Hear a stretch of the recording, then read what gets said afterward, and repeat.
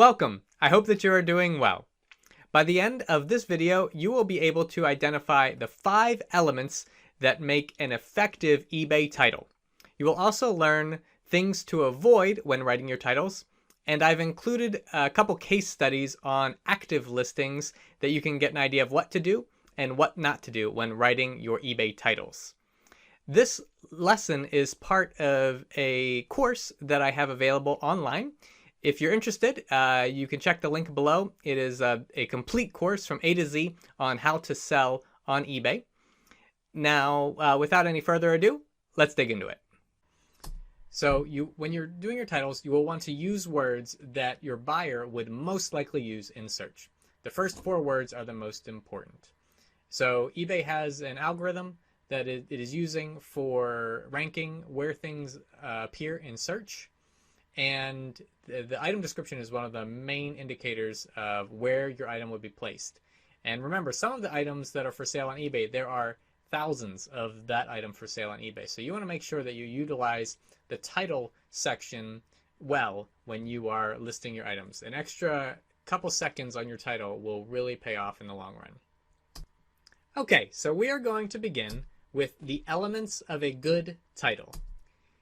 Number 1, you're going to want to use descriptive language. Again, like I mentioned earlier, you will want to use words that your buyers are using in search. And again, there are easy ways to find out what your buyers are searching for, and I'll show you how to do that later on. But as a rule of thumb, remember to think about the words that your buyers are using and include those near the beginning of your title. Number 2, you will attempt to use all of the 80 characters. Again, you will want to use all of the 80 characters so that you will catch more of the words that your buyers are using. Make sure not to stuff the title with keywords that are not relevant. Again, keyword stuffing is something you don't want to do, where you're just using words that may or may not be related to your item. You want to use words that are related to the item that you're selling. Number 3, you will want to use correct spelling. That one's self-explanatory. Again, it's less professional if you have spelling errors in your title. So it doesn't build trust with your potential buyers. Number 4, you will want to state the condition clearly. Now, what I mean by that is you will want to mark if it is new or used. You don't need too much more specifics other than that, other than it being used or new.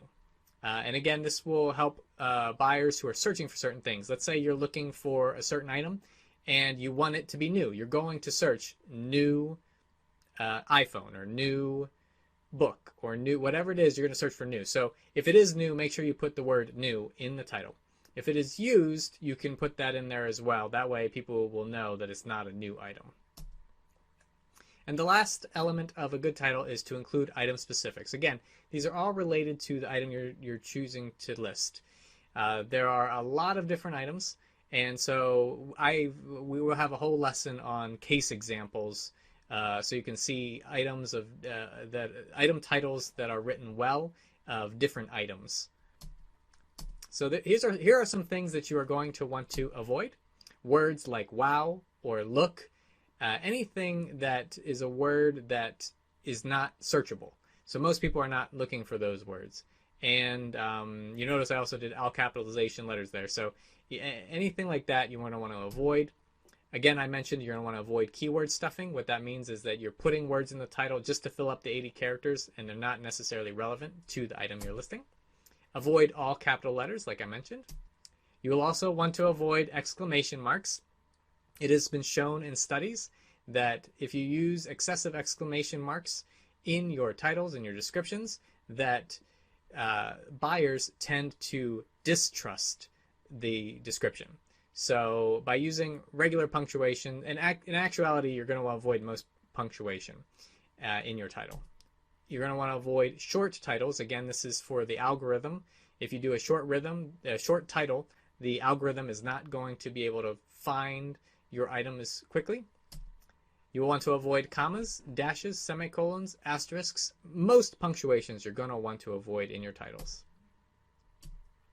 Here are some things that are prohibited in your item titles: email addresses, websites, phone numbers, profane language, words like illegal, banned, or prohibited. These words are not allowed in the title because they don't always give a true representation of what is being offered. And a lot of times those kinds of items aren't allowed on eBay anyways. So avoid words like illegal, banned, and prohibited. You will also want to avoid brand names that are similar to the item you are listing. So let's say you have an item that was made at Target. You would only put the brand name Target in the title. You would not include brands like Walmart or another department store that is similar. Okay, so now you know what makes a good item description and things to avoid. I wanted to pull up just one search page just to get a taste for this, but I'm going to go in more depth in this later. So I went to eBay and I searched for Replogle Globe or Replogle Globe, depends on how you pronounce it. This is something that if you are a reseller, you're going to come across this brand of globe very frequently. And so when you hit search, you will notice that there are 1,921 results. Now, eBay needs a way of categorizing these results. And it's based on a lot of things, but one of those things is the title. So I want you to notice that when you are looking for inspiration for your titles, you want to take cues from the titles at the beginning of the search. So if I were looking for better ways to explain my product in my title, these are the items that I would want to use. And I'll show you why. So let's look at it. So this is a sponsored one, so we'll skip that. But here, this one right here, Vintage Replogle 12-inch World Classic Series Globe Wood Base 16-inch Tall Brown. So you can see everything about that is a word that describes the item. The only one is vintage. Now, the word vintage should only be used for an actual vintage item. So I would imagine this one is a vintage item. And everyone's definition of vintage is a little different. But other than that, everything is a word that describes the globe. Let's look at here. We've got a Replogle World Nation Series 12-inch globe with metal base. So you see they have the series, and then they talk about what the material is that's made in that globe.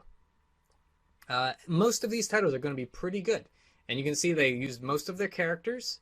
If you see, there's a couple here. So this one used an exclamation point. So that'd be something you'd want to avoid. But you notice there weren't any exclamation points in the very beginning.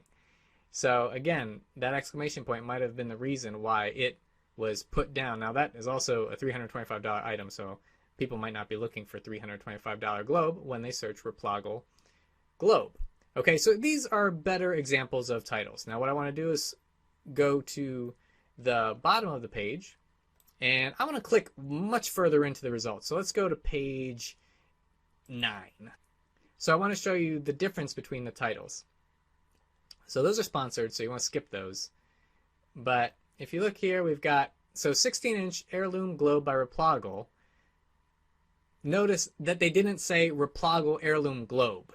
So that was one reason that and they started with the dimensions, 16-inch. So you typically want to start with the brand and describe the item rather than the size. Size is secondary. They have a comma, not great. Lighted floor stand model, period. Condition very good. So again, I said to say what the condition was. They wrote the word condition. I would just say used. Or if you want to write a different word, but you can see that definitely did not help their efforts. If you keep scrolling, you'll see there's a lot of short ones, right? Replogle 12-inch Starlight Globe, Replogle 12-inch Precision Globe, 1950 Black.